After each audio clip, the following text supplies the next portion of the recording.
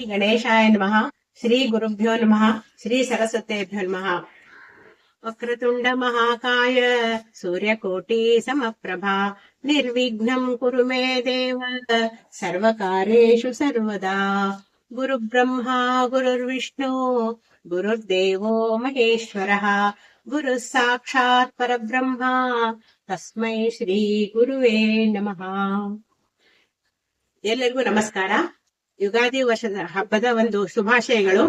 ಈಗ ನಾವು ಹೊಸ ವರ್ಷವನ್ನು ಆರಂಭಿಸುತ್ತಿದ್ದೇವೆ. ಅಂದ್ರೆ ಈಗ ನೋಡ್ರಿ, ಮೊನ್ನೆ ವಿಶ್ವಾವಸುನಾಮ ಸಂವತ್ಸರ ಹೋತು. ಇವತ್ತಿಂದ ಯುಗಾದಿ ಪಾಠ ಚಾಲು ಆಯ್ತು. ಹೊಸ ಸಂವತ್ಸರ ಅಂದ್ರೆ ಯುಗದ ಆದಿ ಯುಗಾದಿ.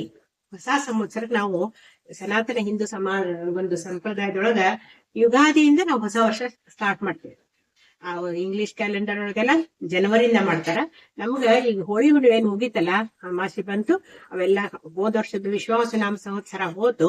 ಈಗ ಪರಾಭವ ನಾಮ ಸಂವತ್ಸರ ಬರ್ಲಿಕ್ಕೆ ಇದು 60 ಸಂವತ್ಸರದೊಳಗ ಒಂದೊಂದು ಸಂವತ್ಸರಕ್ಕೂ ಒಂದೊಂದು ಹೆಸರಿಟ್ಟಾರ. ಹಂಗಾಗಿ ಈ ಸರಿ ನಾವು ಯಾವ ಹೊಸ ಸಂವತ್ಸರದ ಹೆಸರೇನಪ್ಪಾ ಅಂತಂದ್ರ ಪರಾಭವ ನಾಮ ಸಂವತ್ಸರ ಅಂತ ಹೇಳಿ. ಹಂಗಾರ ಅವತ್ ಏನ್ ಮಾಡ್ಬೇಕು? ಯುಗಾದಿ ಹಬ್ಬದ ದಿವಸ ದೊಡ್ಡ ದಿನ ಅದು, ವರ್ಷದ ಒಂದು ಆದಿ ನೋಡ್ರಿ. ಎಲ್ಲ ಇದನ್ನ ಹಬ್ಬ ಹರಿದಿನಗಳನ್ನ ತುಂಬಿಕೊಂಡು ಎಲ್ಲರಿಗೂ ಶುಭವನ್ನು ಕೋರ್ಲಿಕ್ಕೆ ಹೊಸ ವರ್ಷ ಶುರು ಆಗ್ತದೆ. ಹಿಂದಿಂದೆಲ್ಲ ಮರ್ತು ಮತ್ತ ನಾವಿನ್ನ ಹೊಸ ಮನುಷ್ಯರ ಅಂದ್ರ ಕಷ್ಟ ಕಾರ್ಪಣ್ಯಗಳನ್ನೆಲ್ಲ ಕಳೆದು ನಮ್ಮ ಎಲ್ಲ ಹಿಂದಿನ ಒಂದು ಸಂಕಟಗಳನ್ನ ದೂರ ಆಗ್ಲಿ ಅಂತ ಹೇಳಿ ಹೋಳಿಕಾ ದಹನ ಮಾಡಿ ಎಲ್ಲವನ್ನು ಕಷ್ಟ ಪರಿಹಾರ ಮಾಡಪ್ಪ ಅಂತ ಭಗವಂತನನ್ನು ಬೇಡ್ಕೊಂಡು ಹೊಸ ವರ್ಷದ ಒಂದು ಆರಂಭ. ಎಲ್ಲರಿಗೂ ಒಳ್ಳೇದಾಗ್ಲಿ, ದೇಶ ಸುಭಿಕ್ಷೆಯಿಂದ ಬಾಳಲಿ, ಎಲ್ಲಾ ಜನರು ಸುಖದಿಂದ ಬಾಳಲಿ ಅಂತ ಒಂದು ಸದುದ್ದೇಶದಿಂದ ಭಗವಂತನಲ್ಲಿ ಪ್ರಾರ್ಥನೆ ಮಾಡ್ಕೊಂಡು ನಾವು ಈ ದಿನವನ್ನು ಹೊಸ ಹಬ್ಬವನ್ನು ಆಚರಿಸ್ಬೇಕು. ಸಂಭ್ರಮದಿಂದ ಆಚರಿಸ್ತಾರಿಲ್ಲ. ಒಂದ್ ಕಡೆಗೆ ಮಹಾರಾಷ್ಟ್ರದೊಳಗ ಗುಡಿಪಾಡ್ಯ ಅಂತಾರ, ಮತ್ತ ನಮ್ಮ ಕರ್ನಾಟಕದೊಳಗ ಯುಗಾದಿ ಹಬ್ಬವನ್ನು ಹೊಸ ವರ್ಷ ನವ ಸಂವತ್ಸರ ಅಂತ ಆಚರಿಸ್ತಾರ. ಹಂಗ ಅವ್ರವ್ರ ಪದ್ಧತಿ ಹಿಂದಿನಿಂದ ಏನ್ ಬಂದದಲ್ಲ ಅದನ್ನ ಮಾಡ್ಕೊಂಡು ಹೋಗ್ತಾ ಇದಾರೆ. ಹಿರಿಯರು ನಮ್ಮ ಹಿಂದಿನವ್ರು ಏನ್ ಆಚರಿಸ್ಕೊಂಡು ಬಂದಾರ ಅದನ್ನ ಮುಂದುವರ್ಸ್ಕೊಂಡು ನಾವು ಸಹ ಹೋಗ್ಬೇಕು. ಮುಂದಿನ ಪೀಳಿಗೆಗೂ ನಾವು ಹೇಳ್ಕೊಡ್ಬೇಕು. ಇದು ನಮ್ಮ ಆದ್ಯ ಕರ್ತವ್ಯ. ನಮ್ಮ ಹಬ್ಬ ಹರಿದಿನಗಳನ್ನ ಮುಂದಿನ ಮಕ್ಕಳಿಗೆ ಸಹ ಈಗೆಲ್ಲ ಒಂದೊಂದೊಂದೊಂದು ಮಾಡದೇ ಇದ್ರೆ, ಆಚರಣೆ ಮಾಡದೇ ಇದ್ರೆ ನಾವು ಮಕ್ಕಳು ಸಹ ಕಲಿಯೋದೇ ಇಲ್ಲ, ಗೊತ್ತೇ ಆಗೋದಿಲ್ಲ ಅವ್ರಿಗೆ. ನಾವು ಹಿಂದೂಗಳಾಗಿ ನಮ್ಮ ಒಂದು ಧರ್ಮವನ್ನು ಏನ್ ಹಬ್ಬ ಹರಿದಿನ ಹೇಳ್ಯಾರ ನಮ್ಗ, ಆಯಾ ದಿನದಲ್ಲಿ ನಾವು ಆಯಾ ಹಬ್ಬವನ್ನು ನಿಮ್ಮ ಯೋಗ್ಯತೆ ಅನುಸಾರವಾಗಿ ಆಚರಿಸ್ಕೊಂಡು ಭಗವಂತನಲ್ಲಿ ಒಂದು ಸ್ಮರಣೆ ಮಾಡ್ಕೊಂಡು ಒಂದು ಕೃತಜ್ಞತೆ ಸಲ್ಲಿಸೋದು ಒಂದು ನಮ್ಮ ಸಂಪ್ರದಾಯ. ಹಂಗಾಗಿ ಯುಗಾದಿ ಹಬ್ಬದ ದಿವಸ ಹಂಗಾರೆ ಏನ್ ಮಾಡ್ಬೇಕು ನೋಡ್ರಿ. ಯುಗದ ಹೊಸ ವರ್ಷ ಆ ದಿನ ಬೇಗನೆ ಎದ್ದು ಎಲ್ಲರೂ ಸೂರ್ಯೋದಯಕ್ಕಿಂತ ಮುಂಚೆ ಎದ್ದು ಬಾಗಿಲು ಸಾರಿಸಿ ರಂಗೋಲಿ ಹಾಕಿ ಮತ್ತ ಎಲ್ಲ ಮನೆಯನ್ನು ಸ್ವಚ್ಛ ಮಾಡ್ಕೊಂಡು ಎಲ್ಲರೂ ಆ ದಿನ ಏನ್ ಮಾಡ್ಬೇಕು, ಮನೆಗೆ ತಳಿರು ತೋರಣ ಕಟ್ಟ ನೋಡ್ರಿ. ಎಲ್ಲಾ ಶುಭ ಲಕ್ಷಣಗಳನ್ನ ಮಾಡೋದು ಅಂದ್ರೆ ಆ ದಿವಸ ಚಿಗುರು ಮಾವಿನ ಹಣ್ಣುಗಳು ಅಂದ್ರೆ ಎಲ್ಲ ಈಗ ನೋಡ್ರಿ, ಮೊನ್ನೆ ಎಲ್ಲಾ ಗಿಡ ಒಣಗಿ ಹೋಗಿದ್ದು ಹೌದಾ. ಈ ವಸಂತ ಮಾಸ ಬಂತು, ಹಂಗಾಗಿ ಎಲ್ಲಾ ಗಿಡ ಚಿಗುರ ಮಾವಿನ ಒಂದು ಚಿಗುರ ಎಲೆಗಳನ್ನ ತಗೊಂಡ್ಬಂದು ತೋರಣ ಕಟ್ಬೇಕು. ಅದ್ರ ಜೊತೆಗೆ ಬೇವಿನ ಸೊಪ್ಪು ಸಹ ಕಟ್ತಾರೆ.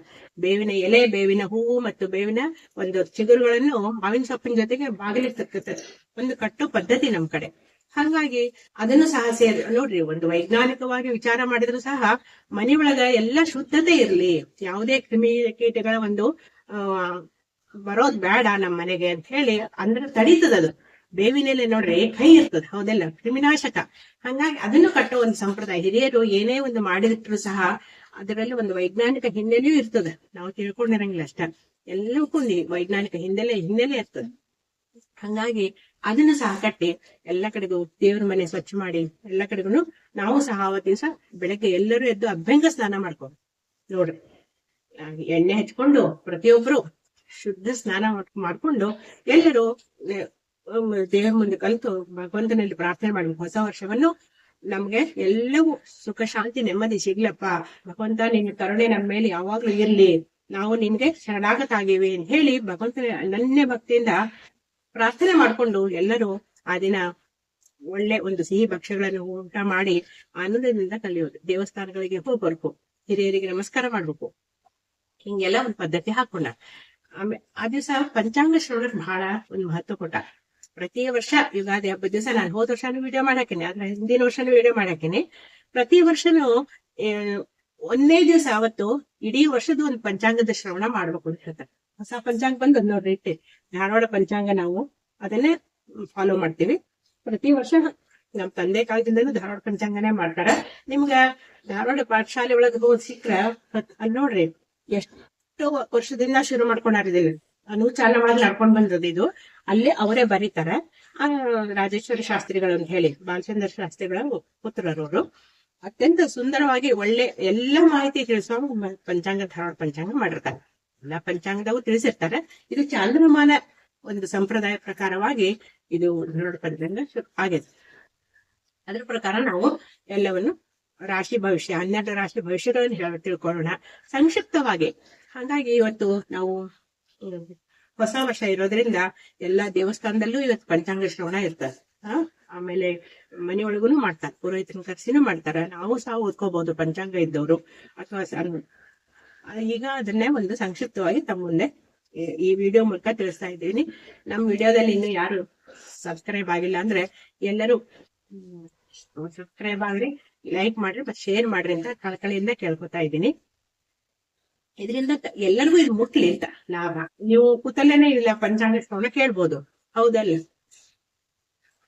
ಈಗ ಹೇಳ್ತೇನೆ. ಶ್ರೀಮಂಡ್ರೂಪ ಶಾಲಿವಾಹನ ಶಕೆ ಬೌದ್ಧಾವತಾರೆ ಅಸ್ಮಿನ್ ವರ್ತಮಾನೆ ವ್ಯಾವಹಾರಿಕೆ ಚಾಂದ್ರಮಾನೇನ ಪರಾಭವ ನಾಮ ಸಂವತ್ಸರಸ್ಯ ಉತ್ತರಾಯಣೆ ವಸಂತ ಋತೌ ಚೈತ್ರ ಮಾಸೆ ಶುಕ್ಲ ಪಕ್ಷೆ ಪ್ರತಿಪದ್ಯಾಂತಿತೌ ಗುರುವಾಸರೆ ಉತ್ತರಾಭಾದ್ರಪದ ನಕ್ಷತ್ರೆ ಶುಕ್ಲ ಯೋಗೆ ನಾಗಕರಣೆ ಎಲ್ಲ ಅದ. ಆ ದಿವಸ ಎಷ್ಟನೇ ತಾರೀಕು? 19ನೇ ತಾರೀಕು ಬಂದಿದೆ. ಮಾರ್ಚ್ 19ನೇ ತಾರೀಕು ಗುರುವಾರ ಆಗ್ತದೆ. ಆ ದಿವಸ ಎಲ್ಲರೂ ಬೆಳಗ್ಗೆ ಎದ್ದು ಬೇಗನೆ ಪ್ರಾತಃ ಕಾಲ ಶುದ್ಧವಾಗಿ ಎಲ್ಲರೂ ಎಣ್ಣೆ ಸ್ನಾನ ಮಾಡ್ಕೊಂಡು ಭಗವಂತನಲ್ಲಿ ನಮ್ಮ ಪ್ರಾರ್ಥನೆ ಮಾಡ್ಕೊಳ್ಳೋದು ಅಂತ ಒಂದು ಸಂಪ್ರದಾಯ ಬಂದದ. ಎಲ್ಲಾ ದೇವಸ್ಥಾನಕ್ಕೆ ಹೋಗ್ಬೇಕು, ಹಿರಿಯರಿಗೆ ನಮಸ್ಕಾರ ಮಾಡ್ಬೇಕು. ಒಂದೊಂದ್ ಪದ್ಧತಿ ಹಾಕೊಟ. ಒಂದೊಂದ್ ದಿವಸ ಒಂದೊಂದ್ ಮಾಡ್ರಿ ಹಬ್ಬದ ನಿಮಿತ್ತವಾಗಿ ಅಂತ ಹಾಕೊಟ. ಇನ್ನ ಇದ್ರೊಳಗೆ ಏನ್ ಬರ್ತದಪ್ಪ ಅಂದ್ರ, ಅವತ್ತ ಬೆಳಗ್ಗೆನೆ ಪಾಡ್ಯತಿಥಿ ಅಂದ್ರೆ 7 ಗಂಟೆ ಮೇಲೆ ಪಾಡ್ಯತಿಥಿ ಬಂದದ. ಗುರುವಾರ ಪ್ರಾತಃ ಕಾಲ 7 ಗಂಟೆ ಮೇಲೆ ಪಾಡ್ಯತಿಥಿ ಬಂದದ. ಮಾಸನಾಮ ಕೃಷ್ಣ ವೈಕುಂಠೋವ ಅಂತ ಹೇಳಿ ಬಂದದ.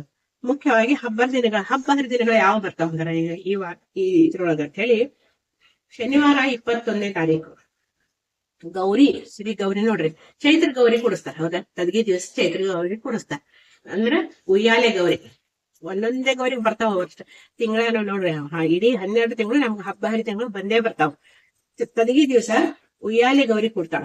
ಮತ್ತ ರಾಮನ್ ಸಪ್ತಾಹ ಆರಂಭ ಅವತ್ತಿಂದ. ಯಾಕಂದ್ರ ಶ್ರೀರಾಮನವಮಿ ಬರ್ತದ ನೋಡ್ರಿ, ಅದಕ್ಕೆ 7 ದಿವಸ ಮುಂಚೆನೆ ಶುರು ಮಾಡ್ಕೋತಾರ. ರಾಮನ ಸಪ್ತಾಹ ಮಾಡ್ಕೋತಾರ. ದೇವಿ ಚೈತ್ರ ದೇವಿಯ ಆರಾಧನೆನು ಸಪ್ತಾಹ ಅವ್ರ ಮೂಲಕವಾಗಿ ಕೆಲವು ಕಡೆ ಆಚರಿಸ್ತಾರ. ಅದು ಕೂಡ ಅವತ್ತೇ ಶುರು ಆಗ್ತದೆ. ಯಾವತ್ತ? ಶನಿವಾರ 21ನೇ ತಾರೀಕಿಗೆ. ಇನ್ನ ಶುಕ್ರ ಅವತ್ತ ಮತ್ಸ್ಯಾವತಾರನೂ ಆಗ್ಯದ ನೋಡ್ರಿ. ತದಿಗಿ ದಿವಸ ಯುಗಾದಿ ತದಿಗಿ ತೃತೀಯ ದಿವಸ ಮತ್ಸ್ಯಾವತಾರನೂ ಆಗ್ಯದ. ಶುಕ್ರವಾರ ಇನ್ನ ರಾಮನವಮಿ, ಶುಕ್ರವಾರ ದಿವಸ ರಾಮನವಮಿ ಬರ್ತದೆ. ಅವತ್ತು ದೇವಿ ನವರಾತ್ರಿನೂ ಸಮಾಪ್ತಿ, ಮತ್ತೆ ರಾಮ ಜನ್ಮೋತ್ಸವ ಆಚರಿಸ್ತಾರೆ. ಇದು 1 ವಾರ ರಾಮನ ಸಪ್ತಾಹ ಮಾಡಿರ್ತಾರ. ಭಜನೆ, ಹಾಡು ಎಲ್ಲವನ್ನೂ ಹೇಳ್ಬೋದು. ರಾಮನ ಒಂದು ಗುಣಗಾನ, ಭಜನೆ 7 ದಿವಸ ಸಪ್ತಾಹ ರಾಮ ರಕ್ಷಾ ಹೇಳೋದು, ರಾಮನ್ ಜಪ ಮಾಡೋದು, ರಾಮನಿಗೆ ಶ್ರೀರಾಮನಿಗೆ ಮತ್ತು ರಾಮನ ಉಂಡಿ ಮಾಡಿ ಪ್ರಸಾದ ಮಾಡಿ ನೈವೇದ್ಯ ಮಾಡೋದು. 3 ಹೊತ್ತು ಮಾಡೋದು ಒಳ್ಳೇದು. ಎಷ್ಟು ಸಲ ಆಗ್ತದೆ ನಿಮ್ಗೆ ಸಾಧ್ಯ ಅಷ್ಟು ಸಲನೂ ಮಾಡ್ರಿ. 1 ವಾರನಾರು ಅಂದ್ರೆ ದಿನ ಅಂತೂ ಮಾಡೋದಿಲ್ಲಲ್ಲ. ಹಂಗಾಗಿ ರಾಮನವಮಿ ನಿಮಿತ್ತವಾಗಿ 7 ದಿವಸ ಸಪ್ತಾಹ ಸಲುವಾಗಿ ಬೆಳಗ್ಗೆ ಮಧ್ಯಾಹ್ನ ಸಾಯಂಕಾಲ ಒಂದು ರಾಮನ ಫೋಟೋ ಇಟ್ಕೊಂಡು ಪೂಜೆ ಮಾಡ್ಕೊಂಡು ಎಷ್ಟು ಸಾಧ್ಯ ಅಷ್ಟು ರಾಮ ರಕ್ಷಾ ಹೇಳ್ರಿ. ರಾಮ ರಕ್ಷಾದ ಬಗ್ಗೆ ಅನೇಕ ಹಿಂದ ವಿಡಿಯೋ ಹಾಕೀನಿ, ತೆಗೆದು ನೋಡ್ಬೋದು. ನಮ್ಗೆ ಎಷ್ಟೊಂದು ಒಂದೊಂದು ಅನುಭವ ಆಗಿದ್ದನ್ನೇ ಸಹ ಹಾಕಿನದ್ರ. ಅಂದ್ರೆ ಭಗವಂತನ ನಂಬಿದ್ರೆ ಅವ್ನು ಎಂದಿಗೂ ನಮ್ಮನ್ನ ಕೈ ಬಿಡೋದಿಲ್ಲ ಅನ್ನೋದಕ್ಕೆ ಒಂದೇ ಒಂದು ಸಾಧ್ಯ. ಪರಮಾತ್ಮನ ರಾಮನವಮಿನ 1 ವಾರ ಪರ್ಯಂತವಾಗಿ ಆಚರಿಸ್ತಾರೆ. ಅವ್ನು ಶುಕ್ರವಾರ ರಾಮನವಮಿ ಹೋದು ಅವತ್ ಸಪ್ತಾಹನು ಸಮಾಪ್ತಿ ಆಗ್ತದ. ಮತ್ತೆ ರಾಮನ ಜನ್ಮೋತ್ಸವ ನಾವು ಹೋಸತಿ ಲೈವ್ ತೋರ್ಸೇವಿ. ನಿಮ್ಗೂ ಈ ಸರ್ತಿ ಯಾರಿಗಾರ ಬರೋರಿದ್ರೆ ಇಚ್ಛೆ ಇದ್ರೆ ನಾವು ಲೈವ್ ಪ್ರೋಗ್ರಾಮ್ ಮಾಡ್ತೀವಿ. ಅಂದ್ರೆ ನಾವು ಬರ್ತೀವಿ ಅಂತ ನೀವು ಕಾಮೆಂಟ್ ಬಾಕ್ಸ್ ಅಲ್ಲಿ ಮುಂಚೆನೆ ನಾವು ತಿಳಿಸ್ತೀವಿ. ನಮಗ್ ನೀವು ತಿಳಿಸಿದ್ರ ನಾವು ಬರ್ತೀವಿ, ನಾವು ಲೈವ್ ಒಳಗಂತ ನೀವು ಯಾರ್ಯಾರು ನಮ್ಗೆ ತಿಳಿಸಿದ್ರ ನಾವು ಜನಸಂಖ್ಯೆ ನೋಡ್ಕೊಂಡು ನಾವು ಲೈವ್ ಪ್ರೋಗ್ರಾಮ್ ಮಾಡೋರಿದ್ದೀವಿ. ರಾಮನವಮಿ ದಿವಸ ಮುಂಚೆನೆ ತಿಳಿಸ್ತೀವಿ ನಾವು. ನೀವು ಯಾರು ಬೇಕಾದ್ರೂ ಕಾಮೆಂಟ್ಸ್ ಬಾಕ್ಸ್ ಅಲ್ಲಿ ಹಾಕ್ರಿ. ನಾವು ಸಹ ಜಾಯಿನ್ ಆಗ್ಲಿಕ್ಕೆ ನೀವು ಕೂತಲ್ಲೇನೆ ಜಾಯಿನ್ ಆಗ್ಬಹುದು. ನಾವು ಮನೆಯೊಳಗ ಲೈವ್ ಪ್ರೋಗ್ರಾಮ್ ಮಾಡಿ ರಾಮನ ಒಂದು ಜನ್ಮೋತ್ಸವ ತೊಟ್ಲೆ ಹಾಕುವ ಒಂದು ಕಾರ್ಯಕ್ರಮವನ್ನು ಸಂಕ್ಷಿಪ್ತವಾಗಿ ಮಾಡಿ ಒಂದು ರಾಮರಕ್ಷಾ ಹೇಳೋದು ಕಾರ್ಯಕ್ರಮವನ್ನು ಹಮ್ಕೋತೇವೆ. ನೀವು ಯಾವ ಟೈಮ್ ಹೇಳ್ತೀರಿ ಆ ಟೈಮಿಗೆ ಹಾಕ್ತೀವಿ.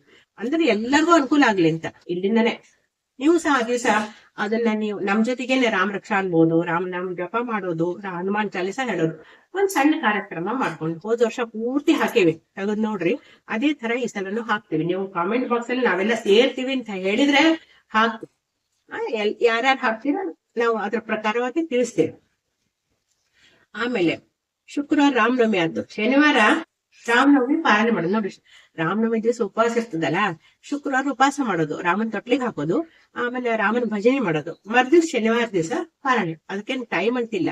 ಬೆಳಗ್ಗೆದ್ದು ರಾಮನ್ ಸಂಕ್ಷಿಪ್ತ ಪೂಜೆ ಮಾಡ್ಕೊಂಡು ನೈವೇದ್ಯ ಮಾಡಿ, ಅಡಿಗೆ ಎಲ್ಲ ನೈವೇದ್ಯ ಮಾಡಿ, ಭಕ್ಷ್ಯ ಪೂಜೆ ನೀವ್ ಏನ್ ಬೇಕಾದ್ರೂ ಮಾಡಬಹುದು. ನೈವೇದ್ಯ ಮಾಡಿ ಆ ದಿವಸ ಎಲ್ಲರೂ ಊಟ ಮಾಡಬಹುದು, ಪಾಲನೆ ಮಾಡಿ.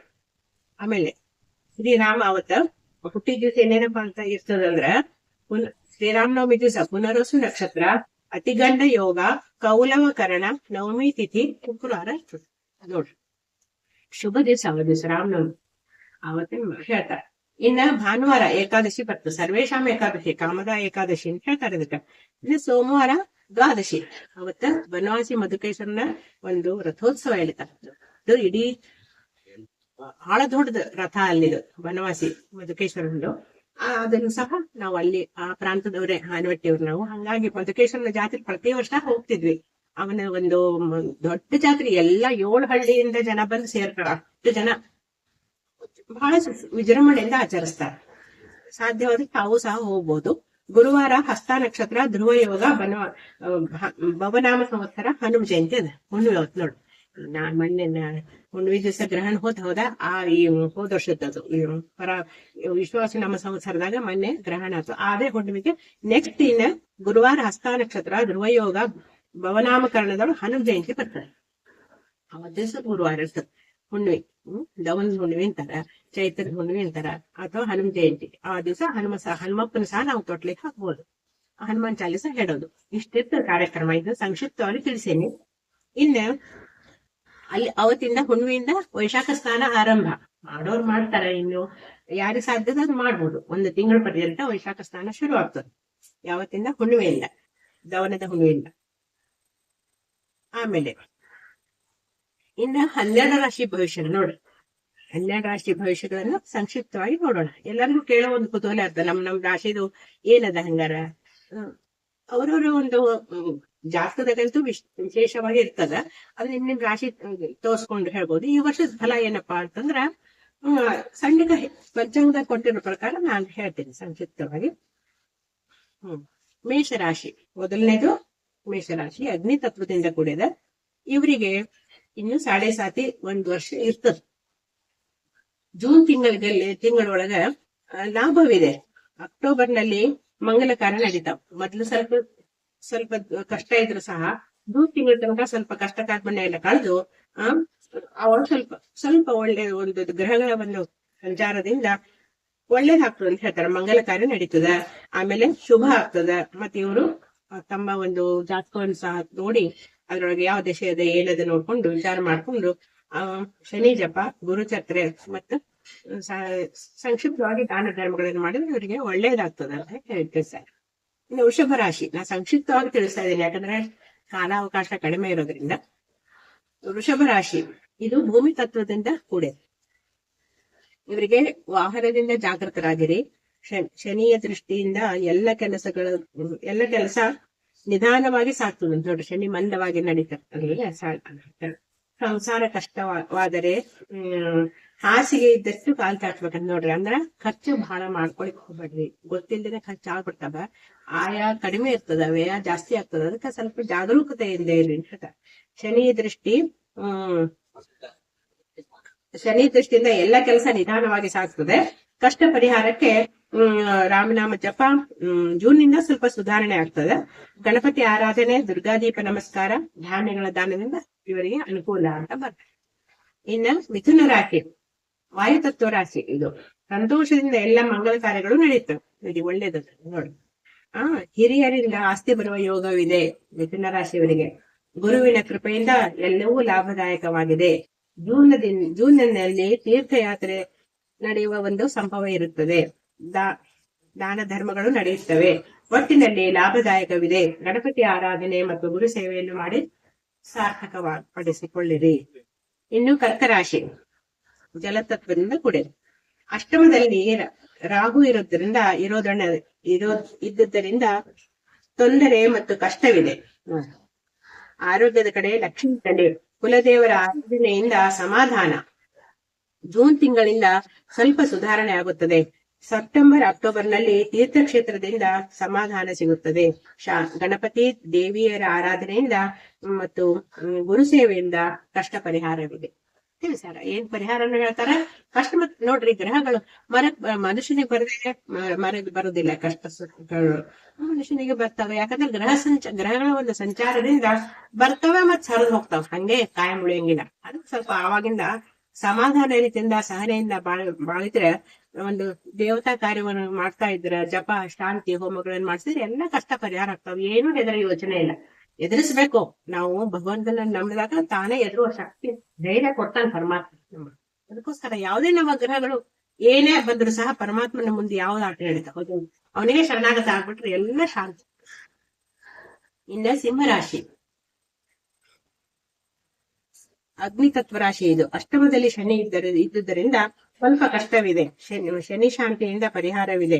ಆರೋಗ್ಯದ ಕಡೆ ಗಮನವಿರಲಿ. ದುರ್ಗಾ ನಮಸ್ಕಾರ, ನಾಗಾರಾಧನೆ, ಹನುಮಾನ್ ಚಾಲಿಸ ಮಾಡಬೇಕು. ದಾನ ಧರ್ಮಗಳನ್ನು ಮಾಡಿರಿ. ಇದರಿಂದ ಶಾಂತಿ ಸಿಗುತ್ತದೆ. ಇನ್ನ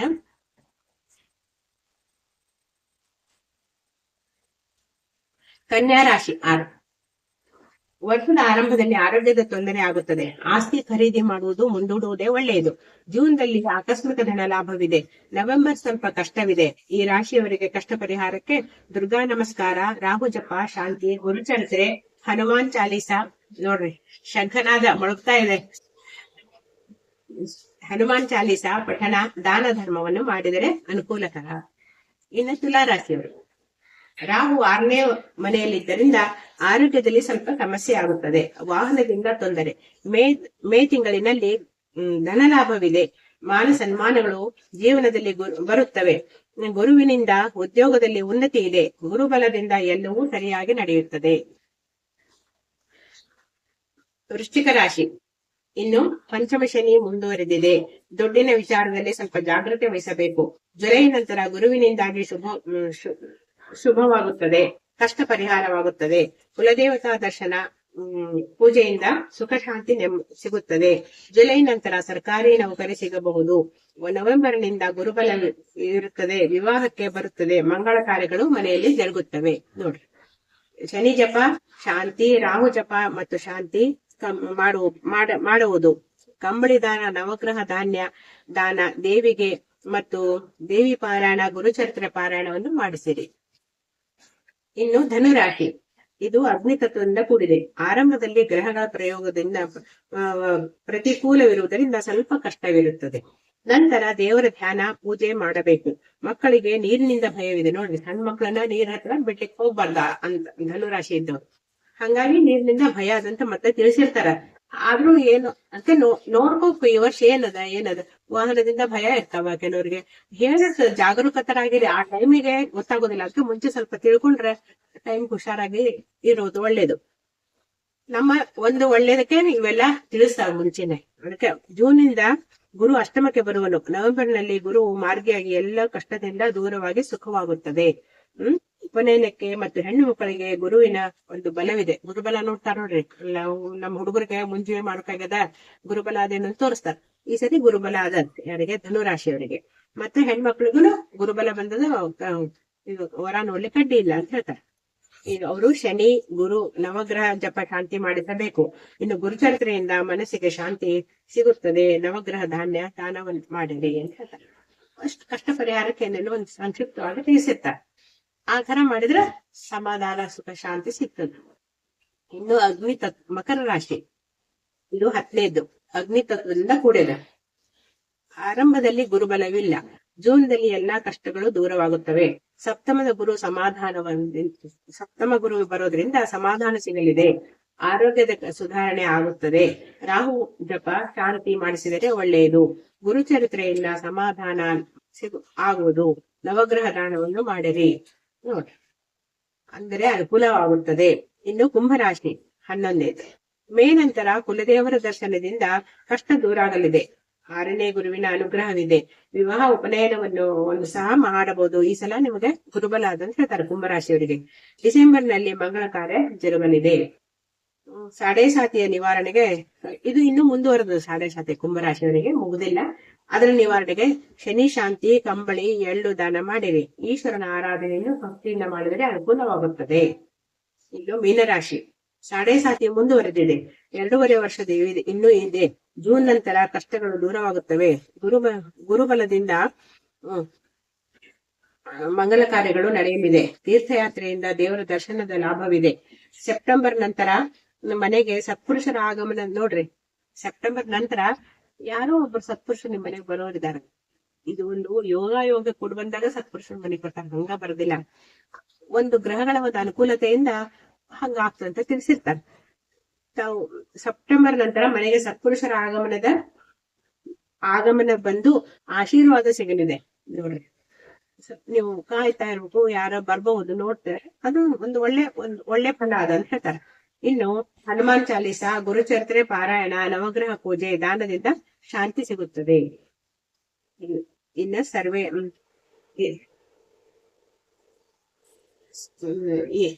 ಒಂದ್ ಪಂಚಾಂಗ ಶ್ರವಣದಿಂದ ಆ ದಿವಸ ಇಡೀ ದಿವಸ ಪಂಚಾಂಗ ಹೇಳಿದ್ರೆ ಪ್ರತಿ ದಿವಸ ನೀವು ಆ ದಿವಸ ಪಂಚಾಂಗ ಏನದಂದ್ರೆ, ಪಂಚಾಂಗಗಳು ಅಂದ್ರ ತಿಥಿ, ವಾರ, ನಕ್ಷತ್ರ, ಯೋಗ, ಕರಣ, ಇವೇ ಪಂಚಾಂಗಗಳು. ಆಯಾ ದಿವಸದ್ದು ಪಂಚಾಂಗಗಳು ಕೊಟ್ಬಿಟ್ಟಿರ್ತಾರೆ. ಇವತ್ ಯಾವ ತಿಥಿ ಅದ, ಏನ ವಾರ, ಯಾವ ವಾರ, ಯಾವ ತಿಥಿ, ಮತ್ತ ಕರಣ, ಯೋಗ, ಇವು 5 ತಿಳ್ಕೊಂಡ್ಬಿಟ್ರ ವಾರ 5 ತಿಳ್ಕೊಂಡ್ಬಿಟ್ರ ಬಹಳ ಒಂದೊಂದರಿಂದ ಒಂದೊಂದಕ್ಕೆ ಎಷ್ಟು ಲಾಭದ. ಹೊಸತಿ ಹೇಳಿ ನೋಡ್ರಿ. ತಿಥಿ ನಿಶ್ಚಯಮ ಆಪ್ನೋತಿ, ವಾರಾದ ಆಯುಷ್ಯ ವರ್ಧನಂ, ನಕ್ಷತ್ರ ಧರತೆ ಪಾಪಂ, ಯೋಗ ರೋಗ ನಿವಾರಣಂ. ಇವು 5 ಪಂಚಾಂಗ ನಾವು ಕೇಳ್ಕೊಂಡ್ಬಿಟ್ರ ಭಯ ಹೋಗ್ತದ, ರೋಗ ನಿವಾರಣೆ ಆಗ್ತಾವ, ಆಯುಷ್ಯ ಅಭಿವೃದ್ಧಿ ಆಗ್ತದ. ನೋಡ್ರಿ, ಒಂದ್ ಸಣ್ಣ ಶ್ಲೋಕದಿಂದ ಎಲ್ಲವನ್ನೂ ಹೇಳ್ಬಿಟ್ಟ ಪಂಚಾಂಗ ಕರ್ತರು. ಅಷ್ಟ್ ಮಾಡ್ಲಿಕ್ಕೆ ಆಗೋದಿಲ್ಲ ನಮ್ಗ. ಒಂದ್ ನಾಮಸ್ಮರಣೆ ಮಾಡಿ ಒಂದ್ ಪಂಚಾಂಗ ದಿನ ನೋಡ್ಕೊಂಡು ನಮ್ ದಿನ ಒಳ್ಳೇದಾಗ್ಲಪ್ಪ ಅಂತ ಬೆಳಗ್ಗೆ ಎದ್ದ ತಕ್ಷಣನೇ ಭಗವಂತನಿಗೆ ಒಂದು ಪ್ರಾರ್ಥನೆ ಮಾಡ್ಕೊಂಡು ನಮಸ್ಕಾರ ಮಾಡ್ಕೊಂಡ್ರ ಇಡೀ ದಿವಸ ಒಳ್ಳೇದಾಗ್ತದೆ. ನಿಮ್ಗೆ ಬೇಕಾದಂತ ಗ್ರಹ ಇದು ಇರ್ಲಿ ಸಹ ಭಗವಂತನ ಶರಣಾಗತ ಆಗಿ ಭಕ್ತಿಯಿಂದ ನಮಸ್ಕಾರ ಮಾಡ್ಕೊಂಡು ಕೆಲಸ ಶುರು ಮಾಡ್ಕೊಡ್ರಿ. ದಿನದ್ದು ಏನೂ ಆಗುದಿಲ್ಲ. ಬಂದ್ರೂ ಸ್ವಲ್ಪದ್ರಲ್ಲೇ ಕಷ್ಟ ಪರಿಹಾರ ಆಗಿ ಹೋಗ್ತಾವ ಅಂತ ಎದುರಿಸೋ ಶಕ್ತಿನೂ ಸಹ, ಧೈರ್ಯವನ್ನು ಸಹ ಭಗವಂತ ಕೊಡ್ತಾನ ನಮಗ್. ಅವನನ್ನೇ ನಂಬಕ್ ನಾವು. ಯಾರನ್ನ ನಂಬ್ಲಿಕ್ಕೆ, ಭಗವಂತ ಬೇಡಿದರೆ ಭಗವಂತನಾಗ ಬೇಡ್ಬೇಕು. ಅವನ ಅನಂತ ಹಸ್ತಿಂದ ಕೊಡ್ತಾನೆ. ಬೇರೆಯವ್ರು ತಗೊಂಡ್ ಏನ್ ಮಾಡ್ಬೇಕು? ಮನುಷ್ಯರೆಲ್ಲ ಕ್ಷುಲ್ಲಕ ಒಂದು ರಾಗದ್ವೇಷಗಳಿಂದ ತುಂಬಿಕೊಂಡಿರ್ತಾರ. ಭಗವಂತ ಅವನು ಎಲ್ಲರೂ ಸಮಾನವಾಗಿ ಮಕ್ಕಳಂತೆ ಕಾಣ್ತಾನೆ. ಹಾಗಾಗಿ ಅವನನ್ನೇ ನಾವು ಶರಣಾಗತರಾದಾಗ ಎಲ್ಲ ನವಗ್ರಹಗಳ ಕಾಟ, ಪೀಡೆ ಪ್ರತಿಯೊಂದು ನಿವಾರಣೆ ಆಗಿ ನಮ್ಗೆ ಸುಖ, ಶಾಂತಿ, ನೆಮ್ಮದಿ ನೆಲೆಸ್ತದ. ಈ ಪಂಚಾಂಗ ಶ್ರವಣದಿಂದ ಅನೇಕ ಪುಣ್ಯ ಲಭಿಸ್ತದ ಅಂತ ಹೇಳಿ ಇದರಿಂದ ತಿಳಿತದ. ಎಲ್ಲರೂ ನಾವು ಸಹ ಯುಗಾದಿ ಹಬ್ಬವನ್ನು ಅತ್ಯಂತ ವಿಜೃಂಭಣೆಯಿಂದ ಆಚರಿಸೋಣ. ಮತ್ತೊಮ್ಮೆ ತಮ್ಮೆಲ್ಲರಿಗೂ ಯುಗಾದಿ ಹಬ್ಬದ ಹಾರ್ದಿಕ ಶುಭಾಶಯಗಳು. ಎಲ್ಲ ಪ್ರೇಕ್ಷಕರಿಗೂ ಮತ್ತೊಮ್ಮೆ ವಂದನೆಗಳು. ಮತ್ತ ಸರ್ವೇ ಜನಾಃ ಸುಖಿನೋ ಭವಂತು, ಸಕಲ ಸನ್ಮಂಗಳಾನಿ ಭವಂತು. ಶ್ರೀ ಕೃಷ್ಣಾರ್ಪಣಮಸ್ತು. ಜೈ ಶ್ರೀರಾಮ್.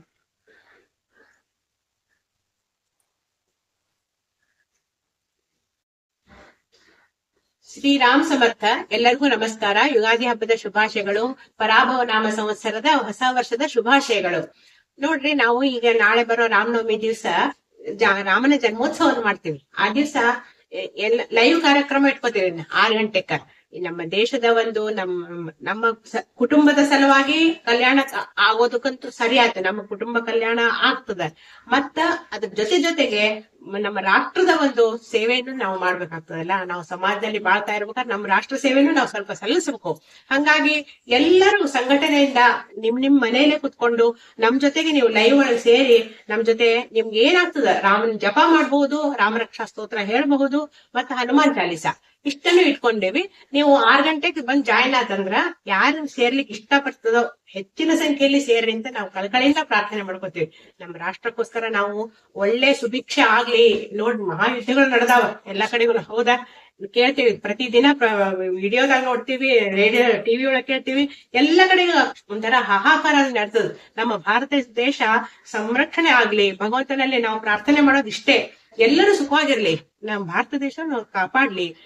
ಸೈನಿಕರು ಸಲುವಾಗಿ ನಾವು ಅವರ ಒಂದು ಸುಕ್ಷೇಮದ ಸಲುವಾಗಿ ಎಲ್ಲಾ ಸೈನಿಕರು ತಮ್ಮ ಜೀವದ ಹಂಗ ತೊರೆದು ದೇಶಕ್ಕೋಸ್ಕರ ಒಂದು ಹೋರಾಡ್ತಾ ಇದ್ದಾರೆ. ಅವರಿಗೆ ನಾವು ಪ್ರಾರ್ಥನೆ ಮಾಡ್ಬೇಕು, ಹೌದಲ್ಲ? ಅವ್ರು ಒಳ್ಳೆ ಕ್ಷೇಮದಿಂದ ಇರ್ಲಿ, ನಮ್ ದೇಶಕ್ಕೆ ಏನೊಂದು ಆಪತ್ತು ಬರ್ದೇ ಇರ್ಲಿ ಅಂತ ಹೇಳಿ ಅವ್ರನ್ನೆಲ್ಲ ನೀನೇ ಕಾಪಾಡು ಅಂತ ಹೇಳಿ ಭಗವಂತನಲ್ಲಿ ನಾವು ಪ್ರಾರ್ಥನೆ ಇಟ್ಟಾಗ ಎಲ್ಲರದು ದೇವ್ರಿಗೆ ಮೊರೆ ಕೇಳಿ ಎಲ್ಲ ಸುಭಿಕ್ಷವಾಗಿರ್ಲಿ. ನಾವು ಸಹ ನಮ್ ದೇಶ ಕಾಯ್ತಾರಂತ ನಾವು ಸುರಕ್ಷಿತವಾಗಿದ್ದೀವಿ. ಇಲ್ಲ ನಾವು ಸಹ ನೋಡ್ರಿ, ಇರಾಕ್ ಯುದ್ಧ ಮೊನ್ನೆ ಹೆಂಗಾತು, ಎಲ್ಲಾ ದೇಶಕ್ಕೂ ಈಗ ಒಂಥರ ಆತಂಕ ಮೂಡಿದೆ. ನಾವು ಸಹ ಒಂದು ಈ ರಾಮನವಮಿ ನಿಮಿತ್ತವಾಗಿ ಇದೊಂದು ಸಣ್ಣ ಒಂದು ಕಾರ್ಯಕ್ರಮ ಇಟ್ಕೊಂಡಿವಿ. ತಾವು ಎಲ್ಲೆಲ್ಲಿಂದ ಜಾಯ್ನ್ ಆಗ್ತೀರಾ ಅಲ್ಲೆಲ್ಲಿಂದ ನೀವು ನಿಮ್ಗೆ ಇಷ್ಟ ಇದ್ದಲ್ಲಿ ಎಸ್ ಅಂತ ತಿಳಿಸ್ಬಿಟ್ರೆ ನಮ್ಮ ಕಾಮೆಂಟ್ ಬಾಕ್ಸ್ ಅಲ್ಲಿ ನಮ್ಗೆ ಖುಷಿ ಆಗ್ತದೆ. ಎಲ್ಲರೂ ಜಾಯ್ನ್ ಆಗ್ತಾ ಇದ್ದೀರಪ್ಪ ಅಂತ ಹೇಳಿ. ನಮಗೂ ಜನಸಂಖ್ಯೆ ಜಾಸ್ತಿ ಆದಷ್ಟು ನೀವೇನು ಮಾಡೋದ್ ಬೇಡ, ಕೂತಲ್ಲೇನೆ ರಾಮರಕ್ಷಾ ಹೇಳ್ರಿ, ಇಲ್ಲ ಜಪ ಮಾಡ್ರಿ. ನಮ್ ಜೊತೆ ನೀವು 108 ಜಪಮಾಲೆ ಇಟ್ಕೊಂಡು ಜಪ ಮಾಡ್ಬೋದು. 6 ಗಂಟೆಗೆ ಸ್ಟಾರ್ಟ್ ಆಗ್ತದೆ ಸಾಯಂಕಾಲ, ರಾಮನವಮಿ ದಿವಸ, ಶುಕ್ರವಾರ ರಾಮನವಮಿ. ಯಾವತ್ತದಂತಾರೆ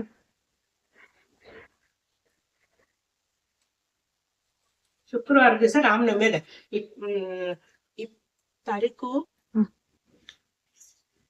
27 ತಾರೀಕು ಮಾರ್ಚ್ 27 ಶುಕ್ರವಾರ ಸಾಯಂಕಾಲ 6 ಗಂಟೆಗೆ. ನೋಟ್ ಮಾಡಿ ಇಟ್ಕೊಂಡ್ಬಿಡ್ರಿ. ಸರಿಯಾಗಿ ಆ ಟೈಮಿಗೆ ಬಂದ್ ಕುತ್ಕೊಡ್ರಿ. ನಿಮ್ಗೆ ಎಷ್ಟು ಸಾಧ್ಯ 5 ನಿಮಿಷ, 10 ನಿಮಿಷ, 15 ನಿಮಿಷ ಕುತ್ಕೊಂಡು ಹೇಳ್ಬಹುದು.